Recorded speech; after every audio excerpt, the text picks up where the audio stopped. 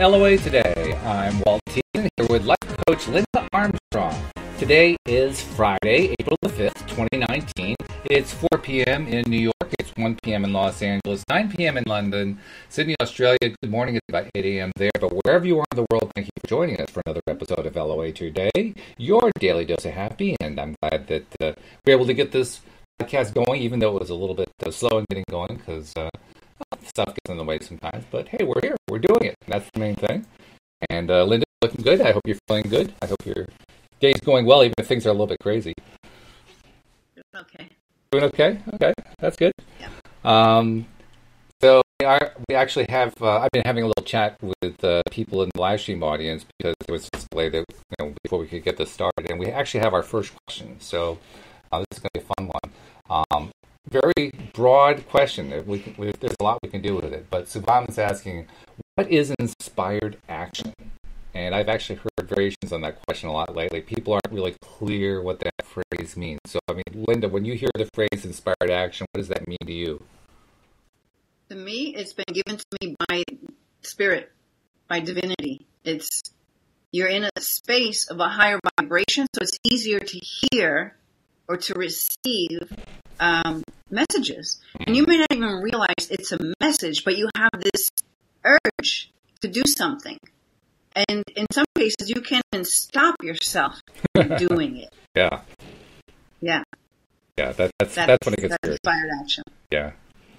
Yeah. Good. Yeah, it's a nice direct answer. I like to think that you think of it obviously in terms of the direct energy connection, and that's probably the cleanest and most direct way to explain and express it. I feel that inspired action is anything that matches what I want to some degree, that matches my vibrational desires to some degree, feels good, and it just gets its impetus to just try it. Just give it a shot, see what happires. That to me is inspired action. Yeah, but the key ingredient is INSPIRIT, in spirit. Oh, in spirit. Oh, good. Inspired action is in spirit action. Okay. So we are spirit, we are energy, we're all connected. We are all literally this very high vibration of love. Mm-hmm. So when we're open and we're in that energy, stuff flows. So whether you know you have guides, whether you know you have some sort of connection, it drops in.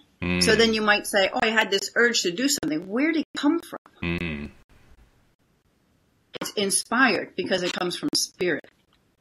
That makes sense. Wait, you are spirit. Yeah. I mean, well, anyway, if anyone in my world, you are spirit. You are not that body. You are what occupies it.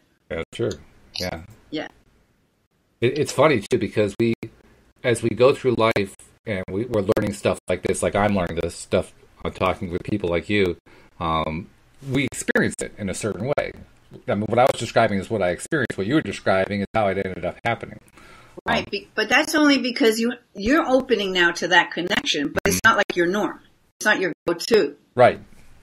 It's right. So for a lot of people, they don't realize, that's why I'm saying it, a lot of people don't realize that it comes from spirit. So I'm just adding that little bit of the element to it. And you know what? That just opens you up to more of the magic and the wonder, which is where the creative mind can go get lost. And that's when you get like the right action to take. Because your higher self knows better than you. Okay. And then it can drop in and give it to you. Okay.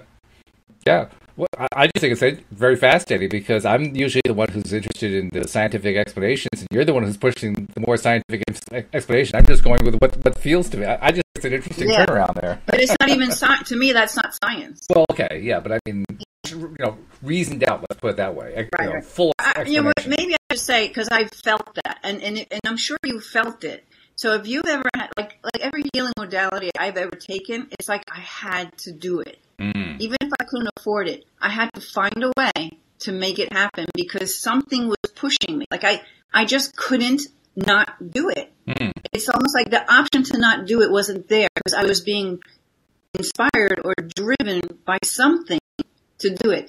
And even like when I first took my Law of Attraction Coaching Academy course, I wasn't aware of this connection, but it was pushing me then. Like when I look back, I'm like, oh my God, this whole journey has been sent to me through spirit. It's been inspired in that manner. And it's like I finally, after a while, caught up to what was happening. I was like, oh, this is cool. Okay. I get it. I want to do more of this, you know? Yeah. So describe that again. The way you said that was interesting. The way you described that, I couldn't not do it. I couldn't not. You couldn't not do it. That was it. Yeah, that was the phrase. Yeah. You couldn't not do it. Like it was almost like you were compelled. I mean, you weren't. Compelled.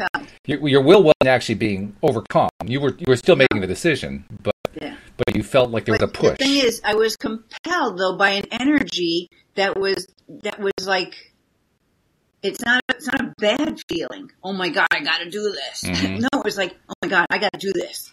Somehow, some way, I'm doing excited kind of. I got to do this. Rather than a gun being held in my head.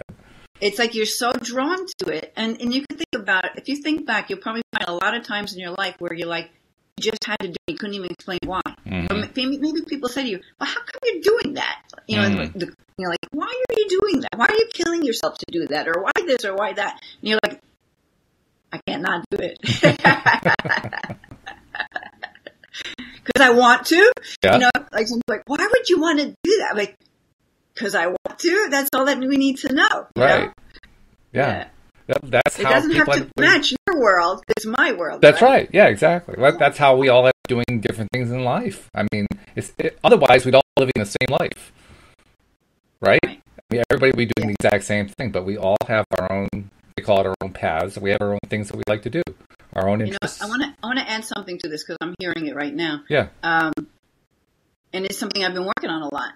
The only thing that keeps you from following the inspired action is the ego mind, that fear-based ego mind that starts throwing in all the problems that could happen if you decide to follow this desire. You know what I mean? And that's the voice that you have to listen to and say, no, what feels better? This inspired action, this inspiration, this idea that I really want to do, this voice telling me, watch out, you're going to get burned, blah, blah, blah, blah, blah, blah, blah, right? So you have to learn how to say, sorry, I'm sticking with this energy because this energy will fuel me. That's why we say it's an abundant universe. It is. We are abundant, creative beings who, if we allow ourselves to just go there and not get pulled off track by this subconscious reactive mind, then everything would be easy. We wouldn't have all these struggles that we have. And I can say that because I've gone through a lot of struggles where I'm finally like, I'm just not listening to that voice. Cancel that one out. Cancel, process, gone. Well, it takes a practice too. I mean, I know from the beginning, probably the hardest part at first, and now I think I'm past that, but the hardest part for me was just distinguishing. Okay, I'm getting a thought. Is it from what you're calling my ego mind, my subconscious, or is it coming from spirit? And at first, it was hard for me to distinguish. Yeah, but you know how you tell? What feels right? Well, yeah, if it feels bad, it's not the thought. If it feels good, but you could have. I mean, there is a purpose for ego, right? You could sense, oh, I better not walk down that alleyway. And I've had that. Yeah. Yeah. And it's because spirit is saying, no, there's something not good there. Turn. So you don't want to confuse that kind of so-called warning sign or that sort of inspiration to move away from something. You don't want to confuse that with reactive fear-based programs. And that can be also tricky to differentiate between. I think one has more an imminent aspect to it. You just the little bit of a fear, what it is, feels like it's not something that's coming down the week. It's coming in like in the next 5 minutes or something like that. It could be real danger. Yeah, we don't want to say, oh, that's just my reactive mind. Right. Exactly. Yeah. So that's the best differentiator I know so far. Okay, so you know what? Well, God, they're talking to me fast. You just have to feel it. You got to just feel it. Okay, does this feel like something that is really right for me to pay attention to? Or does this feel like something that's just like going to pull me off track? Is this self-sabotage and not, because I don't think I'm worthy of actually achieving that thing? There's a lot of different programs that can come in, but you also have to drop into your heart because if it can come from that energy of love, is coming from spirit, even if it's fearful. But that doesn't happen that much. I mean, we live in, it doesn't really happen that much. If you go to an area where people get murdered, then you automatically like, okay, I better put my fear radar on. Yeah. Yeah, it's not like you have to work without to do that getting so fearful that you cause a problem for yourself. Right. Yeah. Yeah, that's true. When unfortunately, you're right. I mean, where you and I live, there's not usually that kind of a real imminent danger going on. Whereas certain places around the world, there are places like that where people live like that constantly, and there's a definite feel that's different about that. So that one's pretty easy to learn. The other thing that kind of happens over time, I think, is we learn in pieces. It's like we're piecing this stuff together. That's what I'm finding. I'm finding that I get a little piece here and a little piece there. It's almost like I'm filling in a mosaic or a jigsaw puzzle or something like that. And as I'm filling it in, all of a sudden I'm starting to see the image of the jigsaw puzzle. Right, the picture is starting to make some sense to me over time. Yeah. It's funny how that happens, but it seems very random at times. It seems very confusing at times. But if you keep going, it just gets clearer and clearer. I'm actually learning a lot just from this conversation because it's just pointing out that as you open up more to receiving the inspiration, you'll realize how those pieces just come together sometimes without even doing anything. It just shows up. Yeah. It's amazing how that happens, and it's not always that the pieces show up in a surprising way. Sometimes pieces show up just what I might call normally. It's a combination, and you almost have to be ready for anything that comes along. What's normal? That's a good question. I don't know what the answer is to that one. That's a great question. But we certainly have a sense of it, don't we? We think that we know what normal is. At least we believe we did. So the new norm is following inspiration coming from spirit. That's the new norm. That's a good way to say it. Yeah. That's really where we're going to. Good start to the conversation, Saram. Thanks for bringing the question in. And anybody else who has questions who's listening to the live stream, don't hesitate. Put them in there. We'll be glad to talk about them. I wanted to tell you about something that I ran into, and I was starting to explain it to the group here while we were waiting for you before we started the podcast. I'm going to tell a different story from what I told before the podcast. I'm going to tell a different one.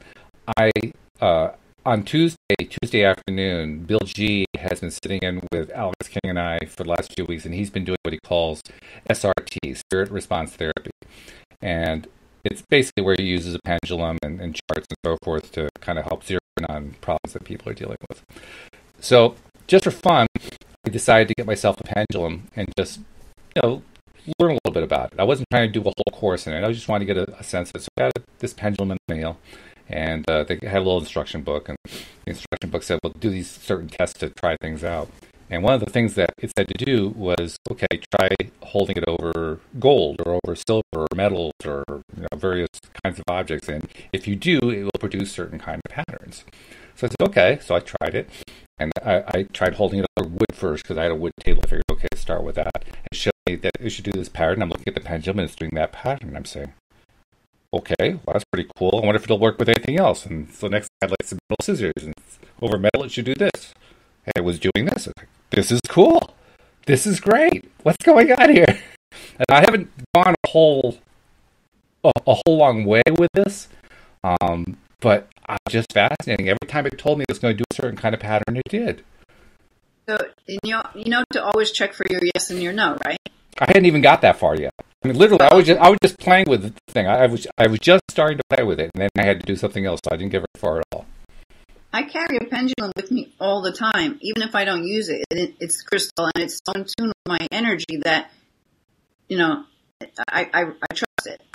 Mm-hmm. I mean, I might be in a shop, right, crystal shop, and there's these 3 crystals that I might want to choose from. I'm like, all right, I'm only taking one because I can only afford one right now. So which one would be the best for me to take with me right now? Mm-hmm. And I'll even just ask the pendulum, and I'll have it show me I'll tell it, give me my yes sign over the one I need to take home. Mm-hmm. And it'll do that. That's over cool. One of them. Yeah. That's cool. But to me, like I said, I hadn't even gotten to the yes no part. All I did was I was comparing a little booklet that had a little chart. Okay, try doing it over this, and it'll do that pattern, and it would do it. It would do a circle, or it would do a back and forth, saying exactly what the chart said it was supposed to do. I'm thinking that's pretty crazy. I mean, that is a really interesting way from my perspective. Yeah. I'm going to play with it some more. That's a really interesting way to give validation instantly that this stuff is really going on. I've done a couple of videos on it long ago, like early in my YouTube channel, because I let go of YouTube for like 5 years, and now I'm back on again. Mm. And I was demonstrating, showing my hands up. So it's hard to keep. Really, you should have your arm locked in a little bit so you can keep it right. steady. That's what this was saying. Steady. Yeah. But the thing is, and some people would comment, but you're moving your hand. Now, I mean, I am not doing anything to make the pendulum move. But if the pendulum decides to move a certain way, maybe it's moving my hand a little bit, right? Anyway, those are just a few skeptic voices. But you got to do it for yourself, and you'll find it. Like, you're just holding it there. Yeah. And and I'll tell it. And funny, because I made another video about it, because all of a sudden my answers were all wrong. Because I didn't know to retest myself. I found my yes and my no once, and I went with it. So now I'm getting these weird answers. I'm like, this isn't right. I'm like, okay, sky's blue today. Sky's blue today. And it's giving me the wrong answer. I'm like, oh, I better check my yes and no again, right? Yeah. Check my yes and no. They totally changed. Is that I used to get common? a circle. I used to go in a circle for yes. I would get a circle, right? And for no, I think I was get up and down the length of my hand. And then you can always do a maybe, but I don't use the maybe. It's a yes or a no. And you got to ask your questions so that it can only be answered with a yes or a no. Mm-hmm. If you ask your question the wrong way, you know what happens to my pendulum? It just goes, it like freaks out. It's like, I don't understand. So I'm like, okay, hold on, let me ask her this a different way. And then I ask it in a clear, easy way for a yes or a no, and then I'll get my yes or a no. So at that time, now, and it's been that way for a while, my yes is straight across my palm, and my no is the other direction. And it sounds like, from what you're saying, that can change, but it doesn't necessarily change. But it doesn't necessarily change on a regular basis. Just at some points, it'll change. What does it hurt to check your yes and your no? Right. Right. You just, like when I muscle test with people, I always have to test for yes or no. Mm-hmm. No matter how many times I work with them, we want to make sure that they're getting their yes and their no. It's calibrating. That's essentially the scientific equivalent of calibration. Yeah. That makes sense. I mean, even with the Weaver, I ask it a yes and a no, because sometimes I don't know if the session is done, if it's done doing its stuff. Mm-hmm. So then when it goes totally still again, I'll ask, is this healing session over? And I'll get like a yes or no. Mm-hmm. And I know my yes or no with the Weaver. Or I'll get the shake. I'm like, okay, it's not over yet.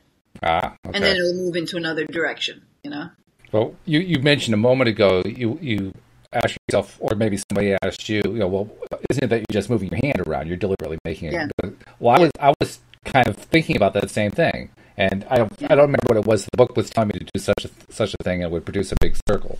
So I held the pendulum, and it was producing this big circle. I said, well, I must be trying to create that. So I'm going to try to hold my hand real strong there. And when I did, the circle got bigger. And I said, wait a minute, that shouldn't happen. That's your higher self playing with you. Yeah, okay, you don't believe it? Watch this.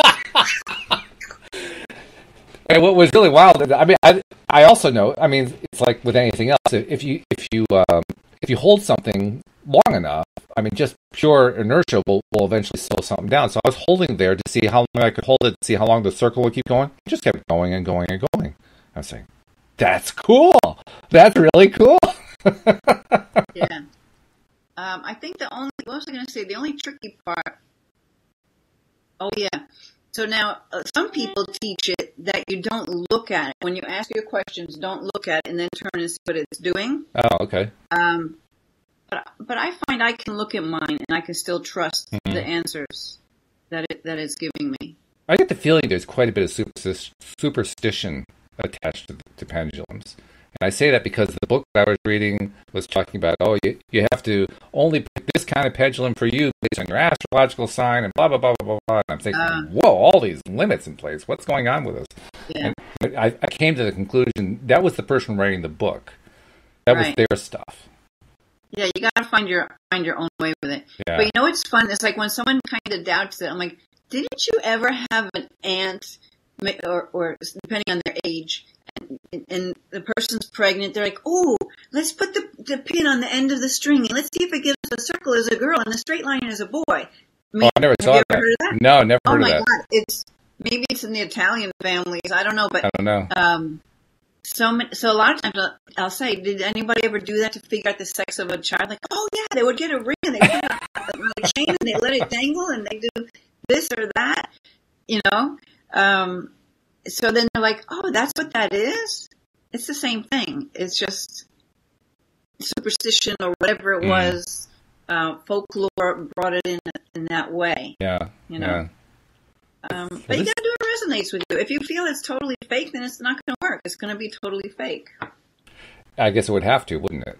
Because I of don't know. attraction. I don't know. Maybe it would work anyway, but I think that the outer creates the inner. Well, it's got to create some sort of situation. Find what they're searching for. Yeah, exactly. It's got to create something that vibrates to the same thing. Well, this is fake, so it's got to give you something that is similar vibration. Right. Prove it to me. Yeah, something like that.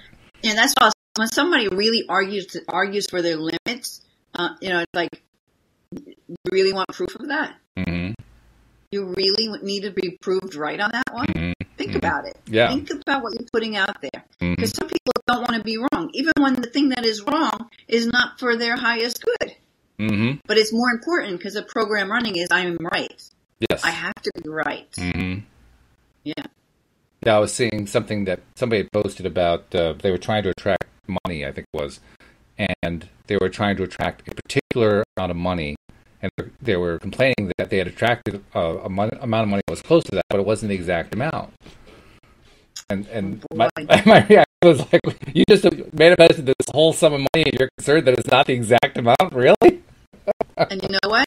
That's like, you're not grateful for what you got? Yeah, really. We're not going to give it to you next time. Yeah, right. Be careful what you wish for. Oh, my goodness. Arguing your limitations, right? Exactly. And you get to keep them. I got to prove this is wrong because otherwise I would have got exactly what I asked for. Yeah. There must be a purpose, though, for that. Something that soul, that spirit was trying to accomplish. Some lesson they were trying to learn. There must be something to that, because everything we do is right. There's a purpose behind everything that we do, even if it's not one that we know what it is.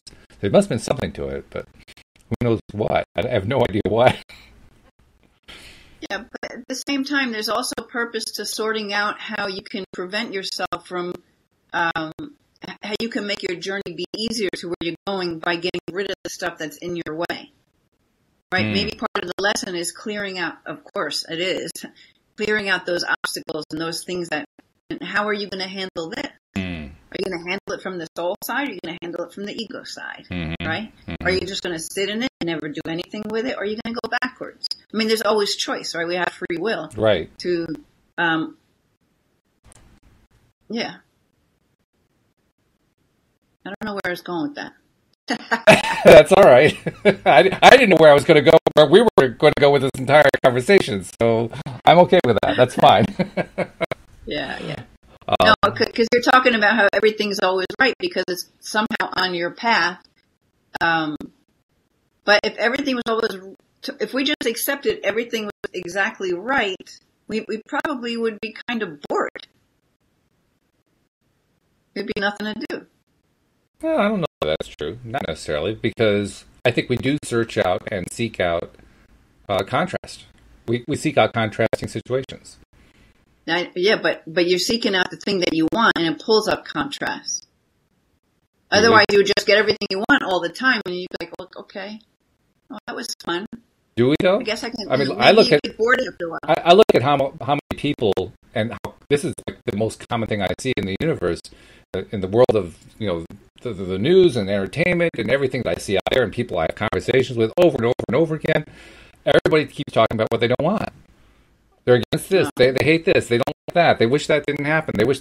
I mean, that's the dominant form of conversation that I see out there. They need to change that story. Well, yeah, I know they do. But my point is, clearly, these are all people who are seeking out the contrast. They're seeking the negative side of it. Why? I don't know, but they're certainly doing it. You know what? Because it's just their vibration hasn't risen. I mean, that's the whole thing with the awakening, right? So more and more people are wakening up to that they have the power to create what they want in their lives, right? Mm-hmm. So if you want to argue for your limitations, you're just going to be stuck in never knowing that you actually have the power to change it, right? And so if you want to pay attention to this whole awakening and ascension thing with the new earth and all of that, I want to blow your mind here today.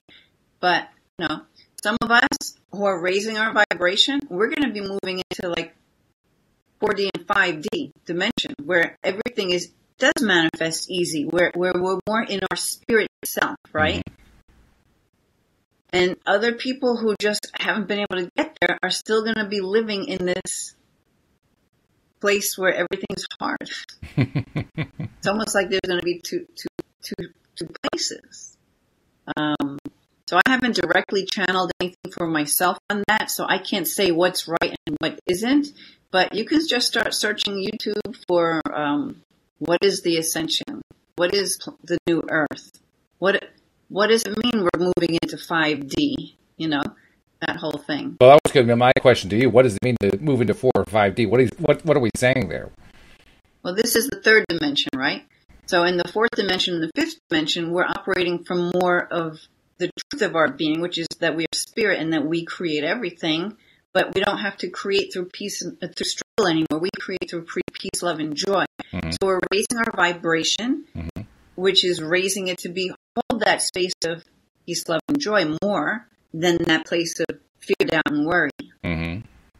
Okay. So as more and more people move into that energy, well, the planet's moving into that energy. Mm-hmm. So, I really can't speak to the thing about possibly some people aren't going to go with it. It's like, how do civilizations that may have existed disappear, Atlantis or different things like that, because they shifted their vibration into this higher vibration than they longer existed. Mm-hmm. I mean, actually, a part of this where you could kind of see it maybe in your own life is, and maybe you know this for yourself, Walt, as your vibration is rising and you're stepping more into your own power, and law of attraction is certainly a road to get there, mm-hmm. Some people just fall away from your life. Oh, yeah, that happens a lot. They're no longer a vibrational match to you, so they no longer show up in your life. Yes. That's been a lifelong experience for me, actually. Okay, so that on hyperspeed is moving into the new earth. Okay, that's interesting. Well, now also, from what maybe I'm misreading here, from the way you're describing this, the new earth or the fifth dimension or whatever you want to call it there, moving into that place, that sounds like a place where everything just manifests quickly and easily. Which is, a moment ago, you were talking about, well, you wouldn't really want to do that because life would get boring. So I have to ask you, would life get boring in that fifth dimension? Well, see, but that's the life that I don't know yet, right? Ah, okay. Yeah. Because I don't think it would. I think it would actually get interesting at that point. Yeah. So that'd be pretty cool to see. Oh, actually, you know what? Something in a meditation this morning. Maybe this is why I had this today. I found myself in this space. Like, it was actually a guided meditation. They were kind of guiding you into this park, and there's all these people around and all that, right? Okay. And you're sitting on a park bench. But all the people disappeared, and I was just in this field that went on forever and ever, and I couldn't see where anything ended, right? Mm-hmm. And this eagle comes in and sits right down in front of me, just looking at me. It's just peacefully looking at me, right? And eagle's a big symbol for me. So then it's like whatever looked like the earth kind of disappeared, and I'm just kind of floating in space, me and the eagle, right? Right. Okay. And then I wish I found what did I do with my notes on that? Here it is. And then it's like, so in that space, I was receiving healing almost like from this eagle. And what happened was that first I expanded, right? So everything slipped away, but all it was this green that went on forever, just this beautiful horizon kind of thing. But then that even went away, and I was kind of just floating in space, but I was still connected to everything. So first there was expansion, then I was totally connected, and literally I'm floating there, right? But I was totally supported. Mm-hmm. in this energy. Mm-hmm. Now, maybe that's what it's like to be in 5D, where everything is just like that. I don't know. Or, yeah, I don't know. But for some reason that came in, and I know it came in for a reason, so I'm making some notes on what I'm going to do with that. Yeah, sure.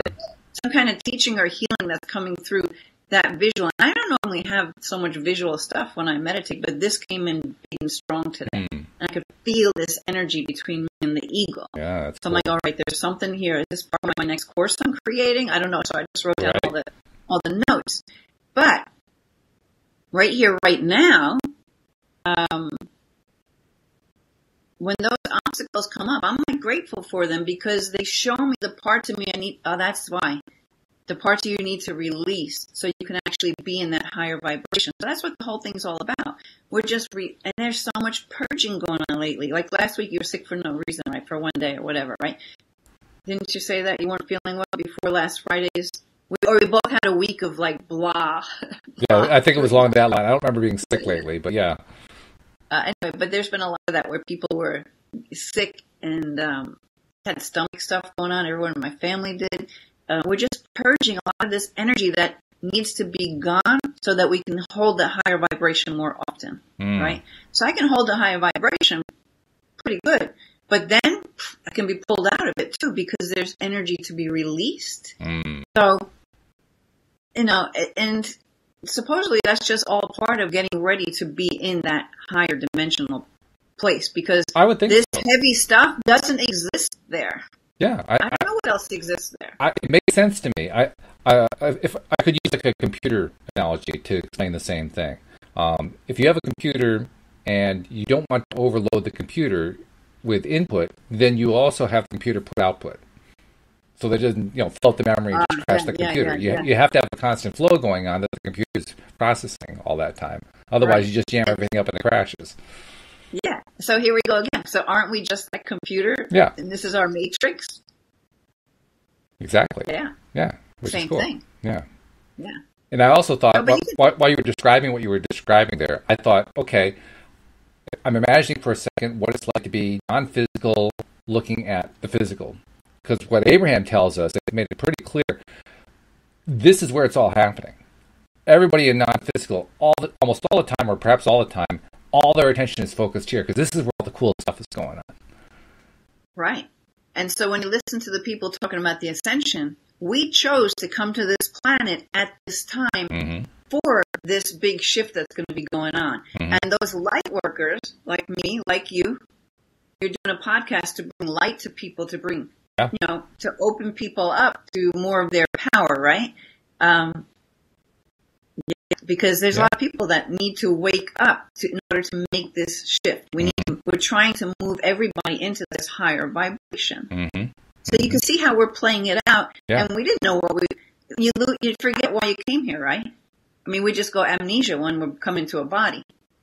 And then as we're growing older, we're like, I have to do this, right? Do you have to do a podcast every day? Quit tomorrow. Well, quit tomorrow. No, thank you. I don't want to do that. I want to keep going because I'm loving it so much. It's so much fun. It feels so good. There we go. You are inspired. I am. You cannot not do it. Yeah.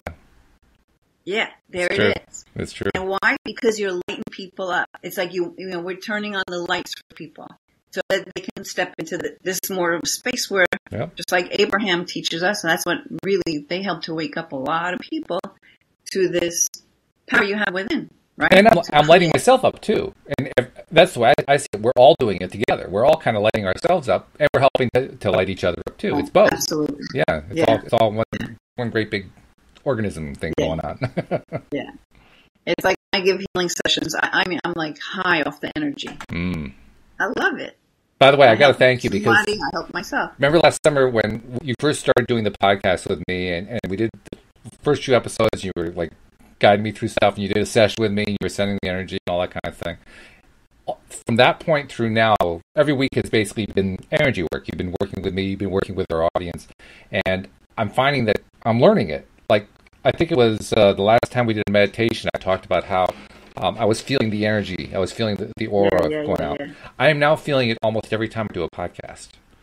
All So right. it's growing and growing and growing. It's really getting exciting. Yeah. I'm like, So that tells me how it's like you're just turning your light on, like full steam ahead, right? Because you've opened up to allow that team behind you that makes you not be able to stop doing it. Spirit, yes, right? That's driving you is now feed you the energy. You're open to have the energy, so it's great. So remind yourself that you're feeling this expansion, and that's the energy you're putting out.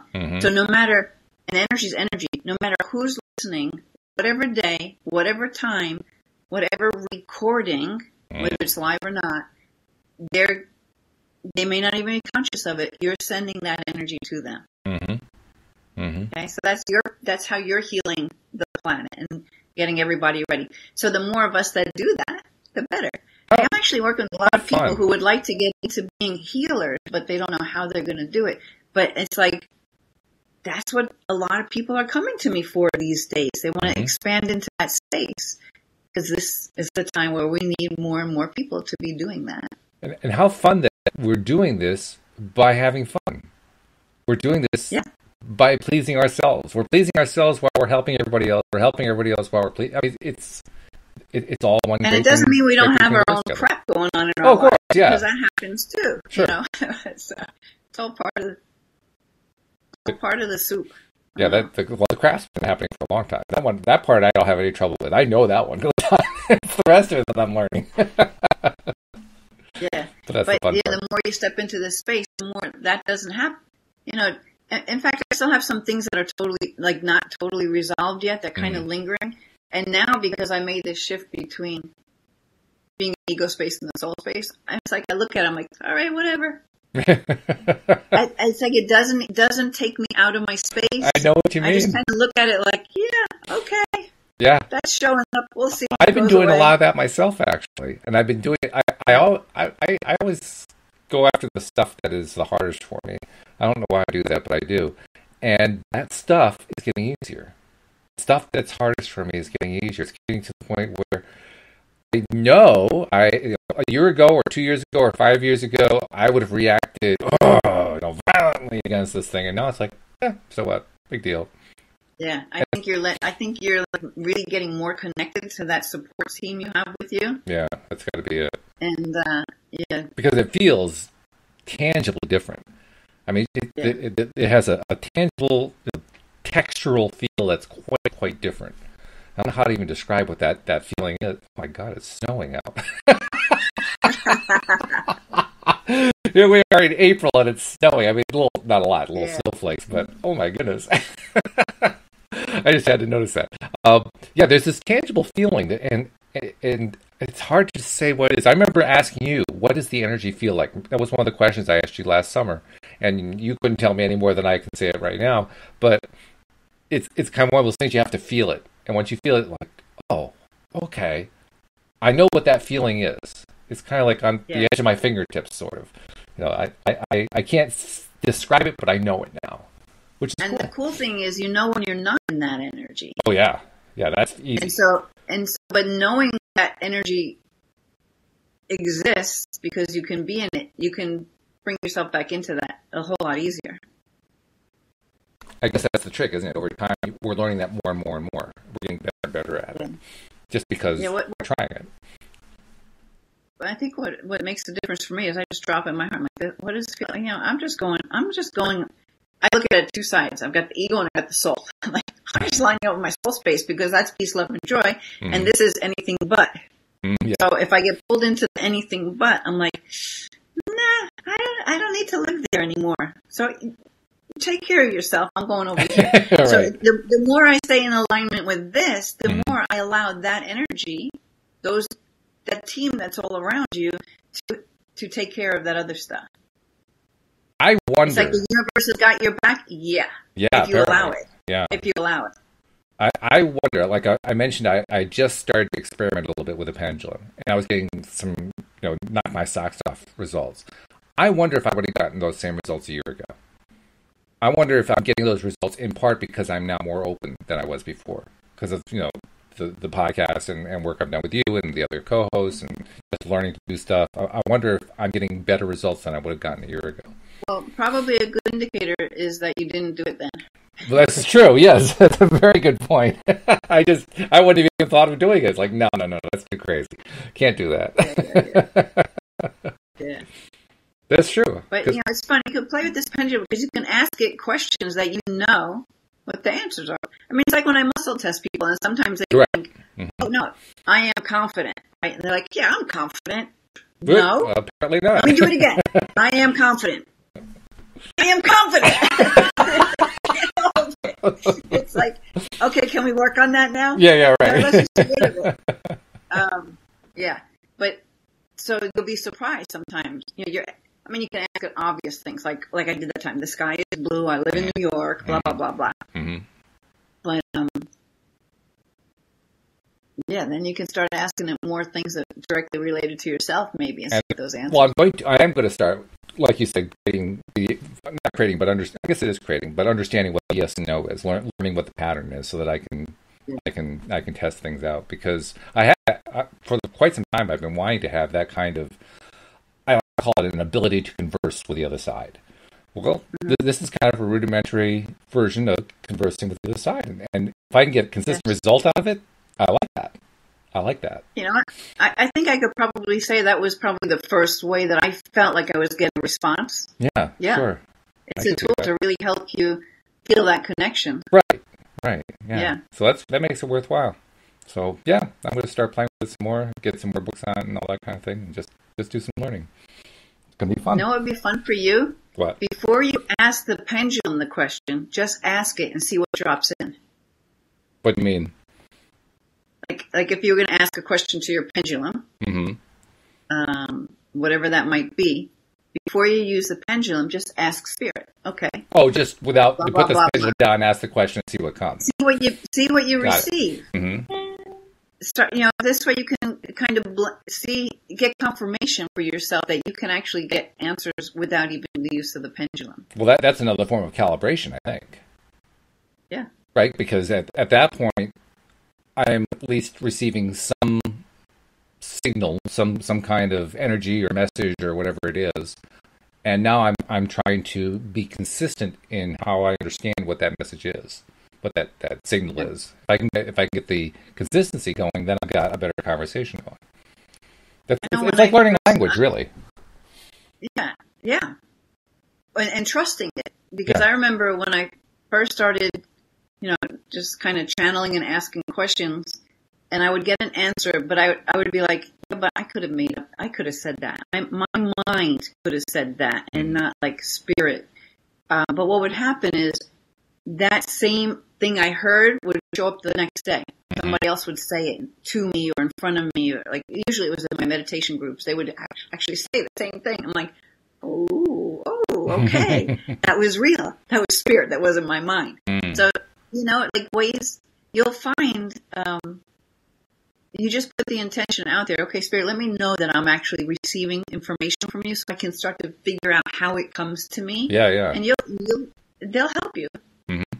Yeah, the main thing is just getting to the point where you can get some signal. That to me is the hardest part, and I've gotten through a good portion of that now. There was a time when I thought I couldn't do it at all. Yeah, I just want to say to everybody, it's happening all the time. It's just a matter of if you're aware of it or not. Yeah. It's happening for you because, number one, you can't not do your podcast. And that's not just this week. That's been going on for a long time. Oh, yeah. It's true. It's very true. Yeah. Right. It also points to just how valuable it is to follow what you love. Because that's how I ended up doing the podcast. I ended up doing it just because I didn't have any idea where it would go, or how I'd be able to keep doing it, or how many of the endless numbers of questions would get answered about. Can you do a podcast? Can you resolve all the technical issues? Can you do this, that, blah, blah, blah, blah, all that kind of stuff? All I knew was I wanted to do it, and I followed that, even though I had no idea whether or not following it was a good idea. See? Yes. Thank you for the proof. There we go. There it is. Yeah. It's cool That was stuff. like when I did my law of attraction course. And then another one came up halfway through, and it was another year-long course. I'm like, I don't know how I'm ever going to afford this, but I knew I had to do it. Mm-hmm. Somehow I found a way. Mm-hmm. Yeah. It's a nice different. It's a nice shift of mindset, because I was in a mindset for a long, long time of, I guess, what we call being stuck. But it was more. I would find different ways to be stuck. It'd be either money stuck, or distrust of process stuck, or distrust that any of the stuff actually exists stuck. I mean, different kinds of stucks that would happen. And one by one, they've been peeling themselves away as I've been going through this little journey. It's fun. Yeah. Does your pendulum does it have a crystal hanging from it or something else? Yeah. It's where did I put it? I show it to you. That's my little crystal. Okay, good. So I want you to play with feeling the energy of the crystal. Not Okay. now. Okay. Just keep playing with it. Okay. Right? I mean, because crystals have energy. So, I mean, one way is you can just hold your hand over it and move it. Or like, say you had a bigger crystal. Mm-hmm. You just, you can start high, right? And then you start bringing your hand down and you see where you start to feel the energy. Okay. And then you can just move it slowly, like we did when we brought the energy in our hands. We've done that before, right? Oh, yeah. And you can feel that little buzz, or you feel like a cushion of air, like it's repelling, like a magnet like repelling. a magnetic thing. Yeah, I felt that. I mean, feeling the energy from the crystal, that makes you like, well, what the heck is that? Okay, we can sense energy. Yeah. Right? So anyway, with the pendulum, you can, one way, especially when there's a point, and that has a point, like I would like to just put it, I would feel like with my eyes closed, I could really feel my teeth buzz when it goes in front of it. Wow. Right? Or you just move it on your hands, see if you could feel it on your fingers. I don't know, where am I? You know? Mm-hmm. And play with it. Mm-hmm. And you'll be surprised. You say to other people, can you feel this? And they're like, what was that? Yeah, so get in tune with your crystal, with your energy, like Okay. feel it, let it know. Okay. Yeah. Carry it in your pocket, let it really get attuned to you. I do like it when, like earlier, I was playing with it and it was starting to do things that surprised me. Because that's what gets your attention. You say, wait a minute, there is something to this. What is this? Right. What's going on here? Yeah. You know? Yeah. It just cracks you open a little bit wider. Especially when I was deliberately, I was thinking exactly what you talked about. Okay, I must be doing this. I must be actually turning it into a circle. So I'm going to force my hand to stay. It's going to stay in that really rigid position. And then the circle got bigger. And I said, oh, wait a minute. This is pretty cool stuff. Yeah. Very cool. Yeah. So I didn't expect that. I mean, literally, I can't even tell you why I bought the crystal, to be perfectly honest. That pendulum, I bought it because Bill had been showing it to us. That was the entirety of my reason. And I have lots of people who show lots of things to me. Why did I pick that one? I have no idea. Because a part of you said, get one of these. Yeah, and you listened. I guess. And Yeah. you listened. Yeah, and I acted on it. No. So by him doing that on your show, it woke up something within you Mm-hmm. that you maybe haven't caught up to yet, that you've woken up, but you actually were moved, because spirit will move you, right? That's why I'm always talking about staying in line with that energy, and that's the inspired energy, because it'll move you to do something. So you were totally inspired. That was It was clearly an inspired inspired action Yeah, clearly. to buy that. Yeah. Funny thing was, at the time that I bought it, I didn't know it was an inspired action. I think that's what I'm pointing at. I know now, after the fact, that it was an inspired action. At the time, I just couldn't explain why I was doing it. I just was doing it. But that's even better, because you needed to see that. That was the lesson. Mm-hmm. Okay, that was the first question for today. Yep. And you already proved it before the question came up today. Right, yeah. And you didn't even realize you proved it until just now. So that makes it even more fun. This is true. Yeah, I didn't realize it at all. Yeah. Yeah. That was so weird, though. And I'm looking forward to playing with it some more, just to see what more weird stuff happens. It was kind of like that day where we were doing the energy work, and you reached out to me, and I felt the energy. I said, wow, I didn't expect it to be that tangible. That really surprised me. Yeah, you know. Yeah. Now it's you were open. That's fine. You were open. It was time. Maybe your guys. I guess. You've got a team working behind you. Yeah. It's not just you in front of that camera there. Yeah. Right. Exactly. Yeah. Oh wait, what do we have here? Sarah's saying, I also buy a crystal I'm drawn to. She says that's very important. Yeah, I buy into that now for sure. Oh, and Ruthie's joined us. Ruthie Cohen Joyner was my guest yesterday when Steve Rowell couldn't come. He got Ruthie to come on the show and talk about tapping, and she gave us a full tapping demonstration. Oh, fun! So thank you for tuning in, Ruthie. Nice to see you. In fact, if you feel up to it, feel free to drop in on the platform. You can talk with Linda and I. Anybody's welcome to do that, but we'd especially love to have you do it. So, I right now I'm kind of at a blank. I'm not sure where to go with the conversation. What were we talking about? We were talking about how fun it is to have to play with stuff and have it actually prove out. Like, whoa, I got a big result there. Those big results, because that's the kind of thing that keeps me going. Is whenever I get a big result that I didn't expect and I could feel it. Now, it's kind of letting that inner child out to play with the magic and the wonder. Mm-hmm. I mean, really, maybe that's what it's like in 5D. Everything's just magical, you know? I suspect it probably is. Magical. Yeah. Yeah. I mean, the reports that we get from various sources about what it's like in the non-physical world suggest that.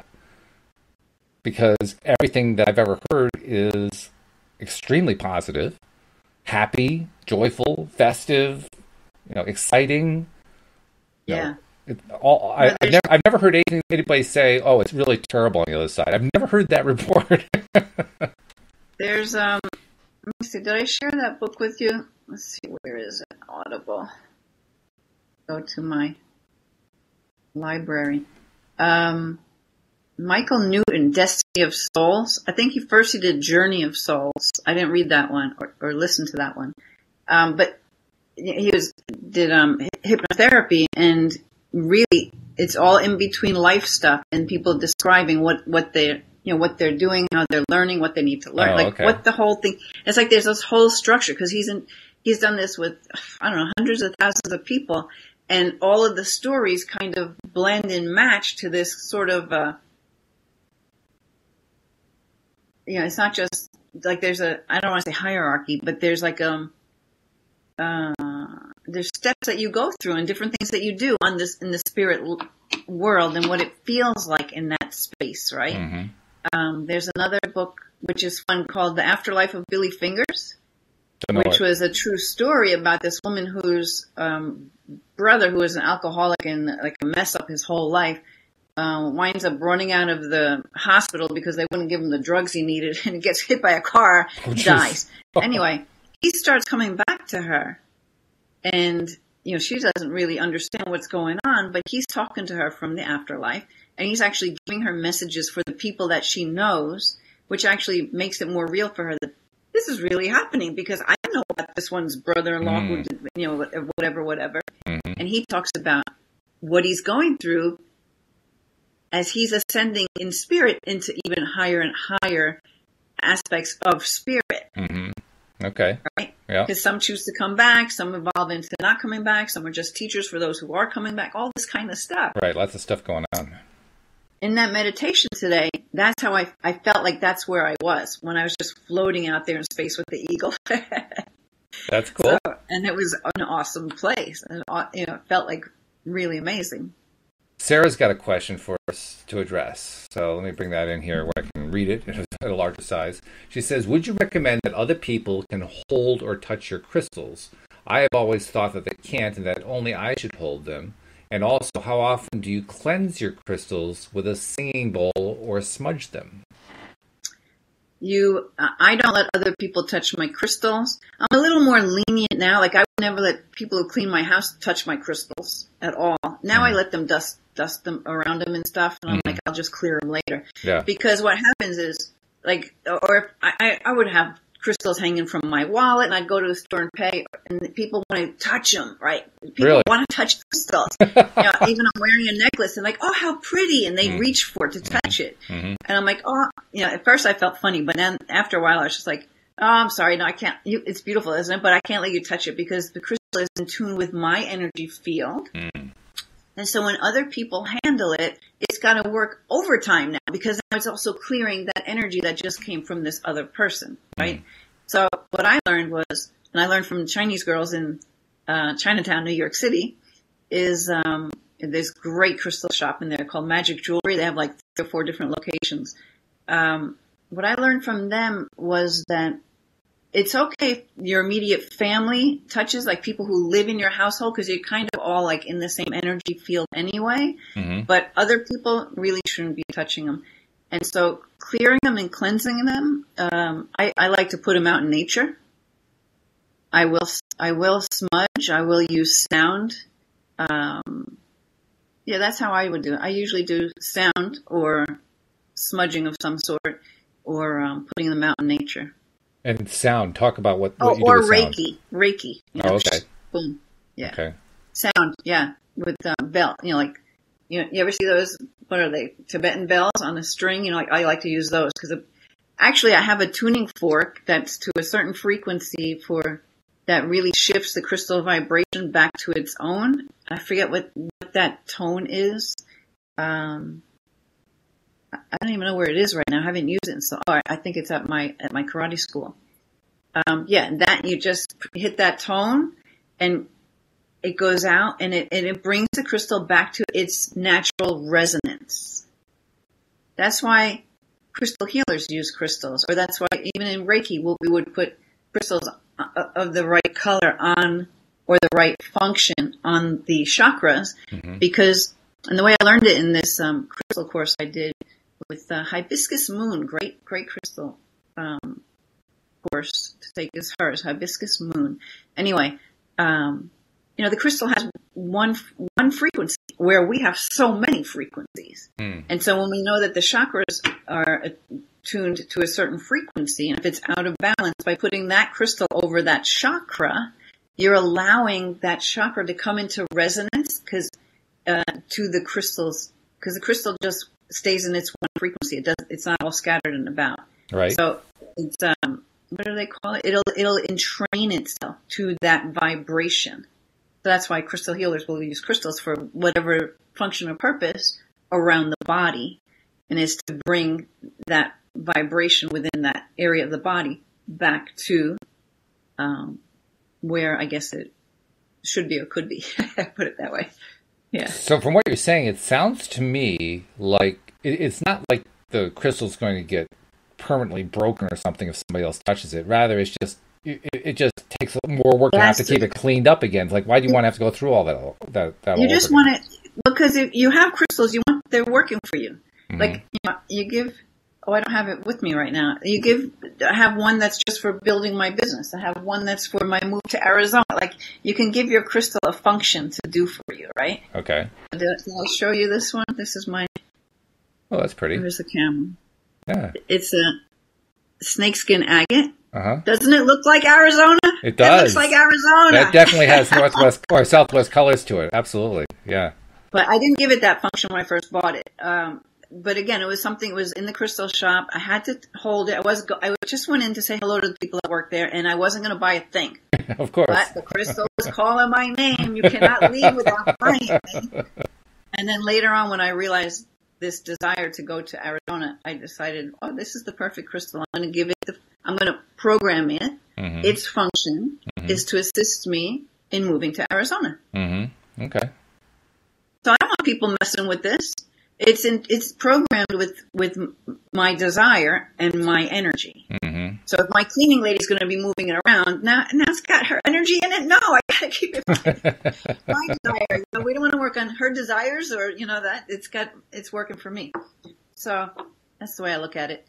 What you're describing is very individualistic handling of energy, really. Yeah, well, because we're all connected to the same energy, but we're all using it differently, and I think it's what you're really describing: the fact that we're all using it differently. Yeah, I suppose so, because we all have our own desires and things that we want to create, which exist on a certain frequency and vibration. Right. So the crystals, I look at them like they're here for us to utilize. Mm-hmm. They're gifts for us to work with. Mm-hmm. Was there another part of her question I was going to maybe say something to, but now I don't remember. Well, let me see. I can bring the question back up and just do a double check. She said, would you recommend that other people hold your crystals? I've always thought they can't, and that I should hold them. Also, how often do you cleanse your crystals with a singing bowl or smudge them? Okay, so how often? Whenever I feel like they need it. I used to be religious about cleaning crystals just because I thought I had to.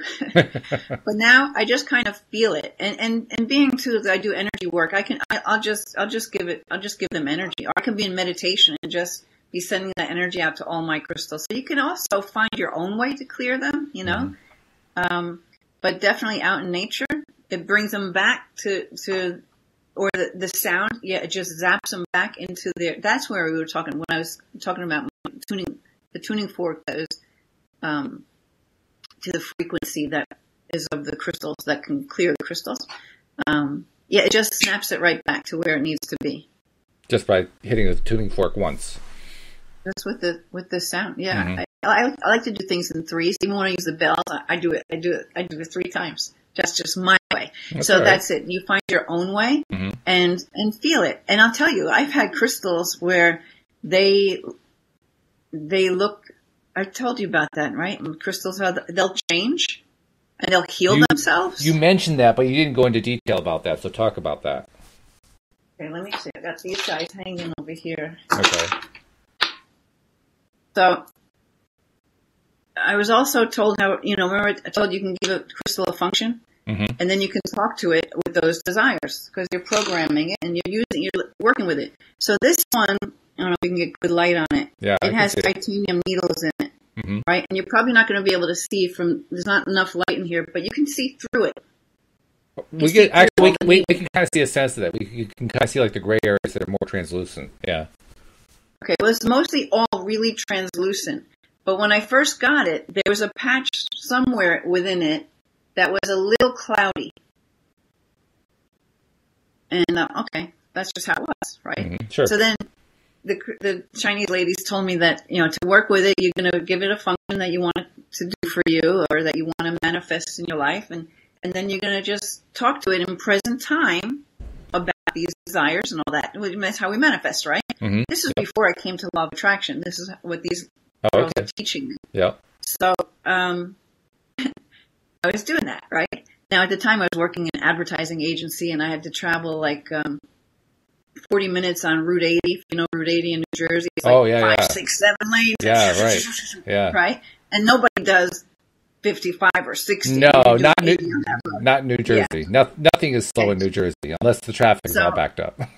I would talk to my crystal while I'm driving on Route 80, doing like 80 and 90 miles an hour. Wow. And talking to my crystal at the same time. So what happened was, it changed. It was like really cloudy. I could swear I was able to see through it before, and now I can't see through it. So I went back to the crystal shop. I'm like, this is really weird, but I think when I got this, I could see through it, and now I can't. And so they remember the crystal. They know the crystal. Yeah, it does look a little bit cloudy in there. I'm like, yeah, what's that all about, So they asked me, how are you using it? Are you talking to it? Are you talking to it in present time? Are you holding it? I'm like, yeah, I'm doing all of that. They're like, well, how are you doing it? Like, where are you when you're doing it? I'm like, I'm on Route 80, doing 90 miles an hour. They're like, okay, that's it. That's it. You're talking when you're in the middle of all this energy and you're confusing it. And that's why it got cloudy. Now, I left it with them and they zap it however they do it. I think they have this huge room full of like humongous crystals, and the crystals bring the crystal back to it. They use crystals to clear it. At least I think they do. Okay. It's magical. All I know is I got it back, and it was back to the way it was. It's back the way it was. That's cool. I'm like, wow. Yeah. Okay. Not only that. Okay. And then years later, when I found out I'm going to be doing law of attraction coaching, and so I was I'm like programming it for me being a law of attraction coach, blah, blah, blah, blah. Right? And I looked at it. I couldn't find the cloudy area that used to be there when I first bought it. Interesting. Just clear. Yeah. So I was like, this is letting me know I'm on track. This is what I'm supposed to be doing. Yeah. Okay. Then I have this one, a carnelian, right? Ball. Now, I dropped this on the tile floor in my kitchen in another house I lived in. And it had like a bruise somewhere. Like I thought a chunk was going to fall out of it. Wow. Because it fell and it went boom. And I'm like, oh no, my crystal. And I think it was new at the time too. I'm like, and I saw this area. I cannot find it. It healed itself. So they told me the crystal will heal itself. Wow. You know, it's alive, even though it's not connected to the soil anymore. Yeah. I cannot find where that was. It's gone. Crazy. It healed itself. That's just so crazy. many stories like that. I gave my mother-in-law a bracelet, and they changed color. Oh, I have another pendant in the other room that was more of a greenish color. It's a green phantom. So that can be like a green color. Sometimes it's a little bit of a dusty rose color, as if it's got like in the clear quartz, as if it could look like a mountain scene because the way the green comes in, it's almost like moss in there or something like that, right? Within the crystal. Okay. Mine it was green with a little bit of this pinkish tone turned maroon. Wow. That's a shift. Maybe I'll wear it next time. I'll show it to you. It is maroon. So I go to the crystal shop. I'm like, what can you tell me about this? And I don't even know about chakras and all that kind of thing either. Oh, okay. And they're like, it's taken on a different vibration, a different energy for you, more of the root chakra, to keep you grounded and in your power, that kind of thing. I'm like, oh, cool. Now, these are my own crystals that physically changed. Yeah. It's not like somebody else's story. So I'm telling you my story. Well, I know. I can just, you don't even have to prove that to me. I can see in your face what kind of impact it has. To anyone who might be questioning that. Yeah. So crystals, you know, they're hey, there's energy. How do we explain that? How do you explain that, right? Yeah. It has its ability to do that for itself. We're actually over time, but I got another follow-up question from Sarah. Actually, two of them, I believe. Let me bring the other one because she actually qualified what she asked. So let's get them all in one place where I can take a look and see what she's saying. Because this is getting interesting enough that we got to go over time, so that's the way it is. First, she asked, I'm going to read both of them. She says, first she asked, when you say program them for your desire, how do you mean? So I have my tiger's eye crystal that I'd like it to help me with my career, which I believe it does. How would you program? But then she says, actually skip the last question. You're talking about it now. So I talk to each individual crystal and pass my thoughts through it. Yeah, it's like your best friend, only it knows exactly what you want. So you just talk to it in present time, like you would with anything you want to manifest. You nevelize it. That's how. That's you nevelize it. You know who says that? It's what's his name? Joe Vitale. Oh, okay, yeah. He calls it nevelize. Yeah, you talk to it in present time, like, you know. My business is thriving. I have such amazing clients. You know, like whatever it is you want to create, you're going to kind of communicate with it, hold it. Even if you're just meditating and just letting all those images be there, you're just letting the crystal know this is what we're doing. Mm-hmm. Yeah. Okay. All right. Good. Well, hopefully that is helpful to Sarah. So that's a nice high note to end on. That's good. Because we've been going on. We actually, this is like one of the longest ones we've done. We're at an hour and 8 minutes, which is well over what we normally do. Okay, because we started late though, but yeah. Well, I know, but this is actual recording time, so we're doing well. Let's put it that way. It's been good. I want to remind people that starting on, let's see, when is it? Well, then I won't say no. Sorry, I'm not. I'm speaking too soon here, so ignore what I just said. I'm going to leave it at this. Have a great weekend. And on Monday, it's a mystery. It's a mystery. Yeah, I started to say something that I can't say yet. So just just wipe that out from existence. It's not been said. But Monday morning it's going to be Louis D'Souza, and I think he has a guest for us. We're going to find out. But that's always fun. A good way to start the week. And then feel free to join us throughout the week because we do all 10 episodes, and we love having all of you pay attention and join in. Thank you to our live stream audience for sharing their questions. Thank you, Linda, for doing your stuff. By the way, tell people how they can find Linda Armstrong, because I'm sure there are people who are saying, I want to learn more about stuff like this. I want to reach out to her. How do I reach out? Okay. lovemylife.coach, and go to my YouTube channel. I talk about all sorts of things there. Yeah. What did I put out today? How to shift your mood instantly. It talks about, how to know whether it's someone else's energy you took on, which you can just release it, or if it's your own energy, that kind of thing.